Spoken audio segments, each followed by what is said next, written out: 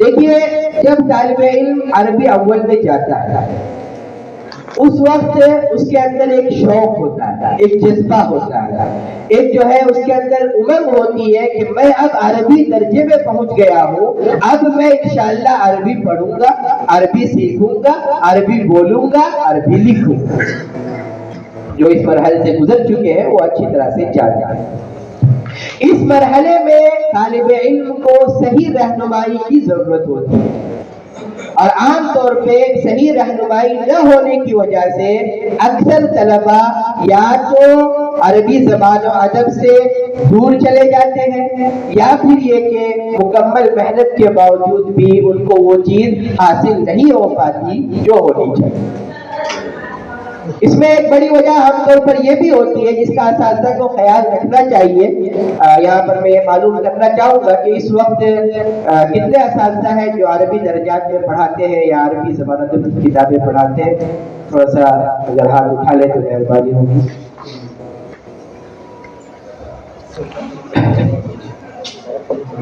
چلے خیر، تو جو بھی ہے یہ یہاں پر آپ کو یہ بات معلوم ہونی چاہیے کہ یہ جو عربی زبان ہے، زبان کی خدمت کون کرے گا، زبان کی حفاظت کون کرے گا، زبان کی نشر و اشاعت کون کرے گا؟ عام طور پہ زبان جو پھلتی پھولتی ہے وہ دین اور مذہب کی وجہ سے، دین اور مذہب کی وجہ سے۔ آپ کو تعجب ہوگا کہ وہ زبانیں جو ایک زمانے میں بالکل ناپید ہو چکی تھی اور اس کے استعمال کرنے والے بہت کم رہ گئے تھے، آج دوبارہ جو ہے وہ زبانیں پھر زندہ کی جا رہی ہیں۔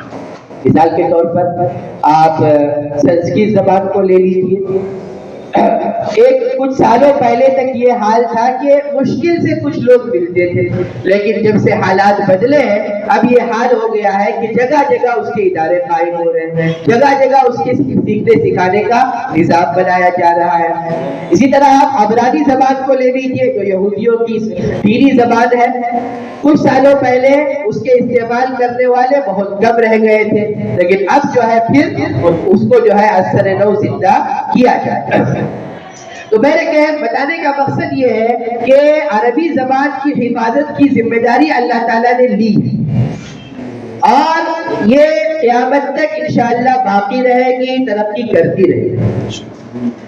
اب اس کی خدمت کرنا، عربی زبان کو ہماری ضرورت نہیں ہے بلکہ ہمیں عربی زبان کی ضرورت ہے، اور عربی زبان کی خدمت یہ ہمارے لیے باعث عزت و شرف ہے۔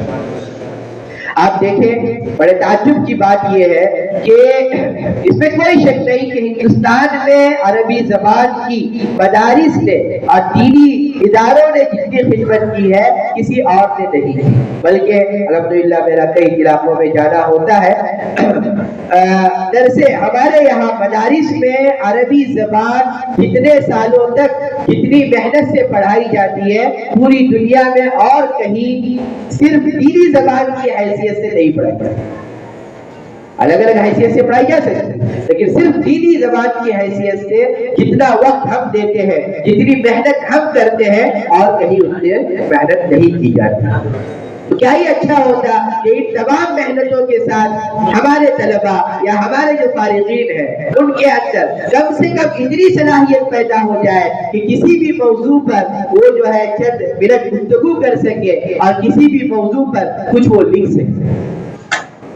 ابھی صبح جو یہاں کے سیکریٹری ہیں وہ بتا رہے تھے کہ جب ہم حرمین گئے وہاں پر ہمیں عربی بولنے کا موقع ملا تو ہمیں بڑی دشواری ہوئی، اور یہی حال جو ہے ہمارے مدارس کے اکثر لوگوں کا ہوتا ہے۔ اور میں کوئی دور نہیں جانا چاہتا، خود اپنے والد محترم جناب مولانا شرف عالم صاحب کا واقعہ آپ لوگوں کو سناتا ہوں۔ انہوں نے 10 سال تعلیم حاصل کی، پھر اس کے بعد 20 سال تک انہوں نے عربی زبان ادب کی جو علوم ہے وہ پڑھایا، عام طور پہ علم نحو پڑھایا، یعنی تقریباً 30 سال تک عربی زبان سے جو ہے تعلق رہا.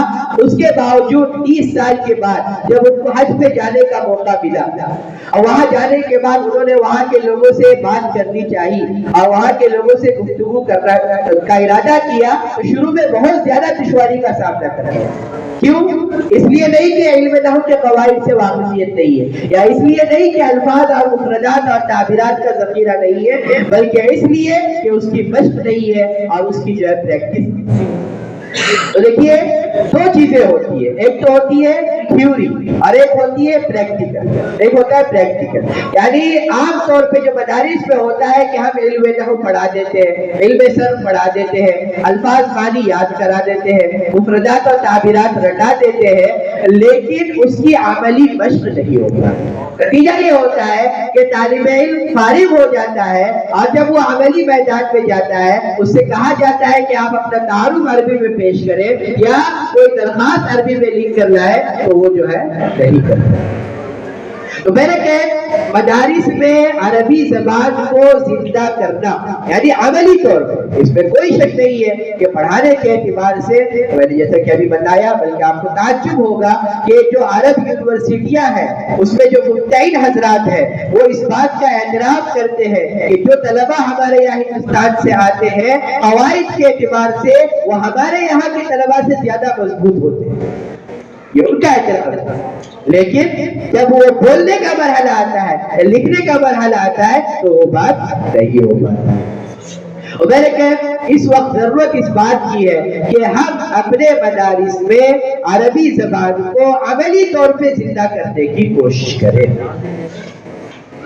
اور ظاہر سی بات ہے کہ یہ جہاں ہمارے لیے بہت سے دوسرے اعتبار سے مفید چیز ہوگی، سب سے جو زیادہ مفید اس اعتبار سے ہوگی کہ ہم اس نیت سے یہ کام کریں کہ یہ میرے رسول صلی اللہ علیہ وسلم کی زبان ہے.